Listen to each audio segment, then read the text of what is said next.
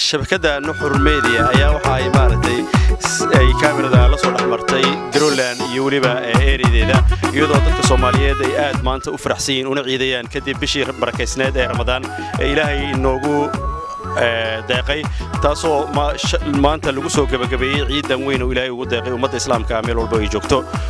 waanigoo Cabdullaahi Daawud oo idin soo gaarsiinaya Nuxur Media waxaan mikrofoonka la dhaxmarnay guud ahaan iyo gaar ahaan Greenland waliba ummadda meeshan ku ciidaysa ku soo dhawow walaal Assalaamu alaykum wa rahmatullahi wa barakatuh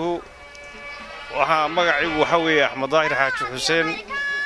waxaan joogaa magaalada Oslo dadka ku nool baan kamid ahay ciid mubaarak dhamaan ummadda Soomaaliyeed meel kasta ay joogto waxaan leenahay عيد مبارك كل عام وأنتم بخير السلام عليكم أنا ماشي وحنا كسلام يا أمد الصومالية ملك ستيت شوغان عيد مبارك بن لي هي سيبا وحنا سلام يا أمد الصومالية شوكتنوريه كارهان عاصمة أوسلو وحلي عيد مبارك وكل عام وأنتم بخير عيد ونكسنكم عيدة دمان أمد الصومالية كل وحنبلي عيد مبارك كل عام وأنتم بخير وحنا سلام يا دمان أمد الصومالية ملك ستيت على دين خجيجان كل دمان فاميلكيغا انت لا جوجت انت ga maqan Soomaaliyeed ciid mubaarak bismillaahir rahmaanir rahiim halka wax ka salaamay dhamaan ummadda islaamka gaar ahaan ummadda Soomaaliyeed caalamka meel kasta ka joogan si gaar ah waxaan u salaamayaa familkeyga ciid mubaarak dhamaan muslimiinta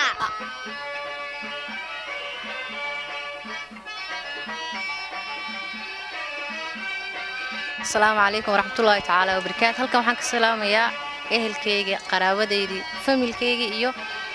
asxaabteyda waxaan leeyahay ciid mubaarak ciidan ciideeda bashashi barwaaqo Allah nagu gaarsiiyo soonkiisa iska giijada dhalinyarada aan u sheegayo waxyaalaha runtii waxaan ahay dhalinyaradii ku soo barbaartay xilligii kacaanka dalka wax ku soo baratay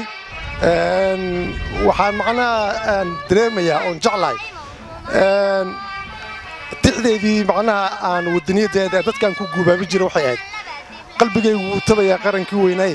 qiimuhu laan jiray qaabka dhismihiisa qulubtanka oo yaa markaan qadar xasuusnaa qoomamo waxaan noogu filan qaran jabkeenii Soomaaliya qabyaaladana badaqii Maxamadaas qurbaha ka guura oo dhulkana qaab wada dega waxaan Ilaahay uga rajaynayaa Soomaaliya inay noqoto dawlad sidii hore ay ahaan jirtay dib ugu soo noqota oo karaamadeedii iyo sharafteedii ay soo noqoto ummadda Soomaaliyeedna Ilaahay waxaan uga baryaynaa inuu abaarta ka dulqaado oo khayr iyo barwaaqo iyo baraka Ilaahay uu dushooda uu saaro ayaan Ilaahay uga rajaynaynaa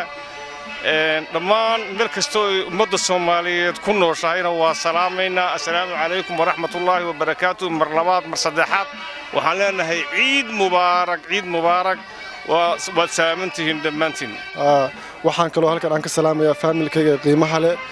hooyaday aabahay dhamaan walaalahay sidoo kale waxaan rabaa inaan tahniyad u dirayadana xaaskayga aan jecelahay Aasha Axmed Xuseen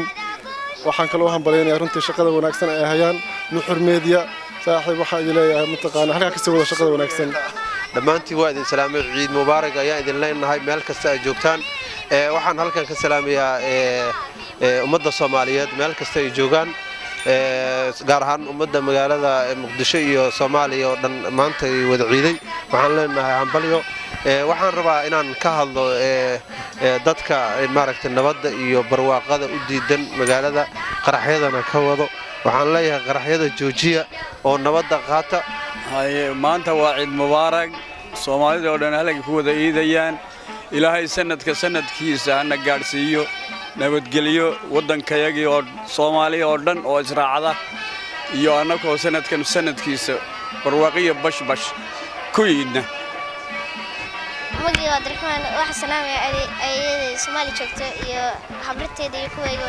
kuwada Assalaamu alaykum wa rahmatullaahi wa barakaatuh waxaan halkan ka salaamayaa dhamaan muslimiinta meel kasta ay joogaan waxaan idin leeyahay ciid mubaarak waxaan kaloo salaamayaa hooyaday macaan iyo dhamaan qaraabadoo dhan السلام عليكم ورحمة الله وبركاته.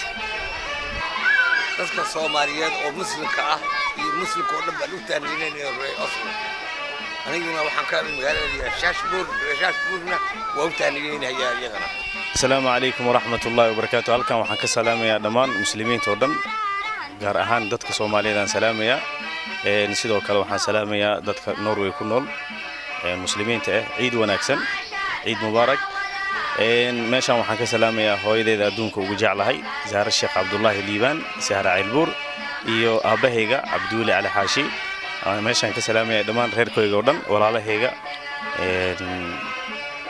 iyo akhyaarta saaxiibadeeda inta badan itaqaanay intaan aqoonin baan salaamaya insha Allah اللي قفصدارته waxaan salaamayaa xajiideeda salaamayaa maadaama aan iloobay heesteeda inaan ugu dhuftaa jeclaani aan u sameeyay waxaan leeyahay dadka Soomaaliyeed kuwa abwaanka sheegtay inay iga xadaan diidiya laakiin hees adooda music ee soo saaran adooda dambiil raacdo in yaraan ka sheegaya bis waa xiraya uun kaliya markaas laakiin waa dheertaa 2 page ay leedahay نجمة باته افتين باته الواد قروح بدني لكن وديرتها والله أنا نوهاي إن شاء الله تعالى أنت كله ونافي السلام عليكم ورحمة الله وبركاته إيه هو يديد إدمان غيرك ودنا سلام السلام عليكم ورحمة الله وبركاته عيد مبارك كل عام وأنتم بخير ولا المسلمين مالو بيجوان عندنا عيد مبارك waxaad ugu faraxsanahay maanta in halkan ku ciido waxaan rabaa inaan ugu faa'iideysto hadalkan dhammaan eheladeeda qaraabada dhammaan inaan dhaho ciid wanaagsan idinkana ciid wanaagsan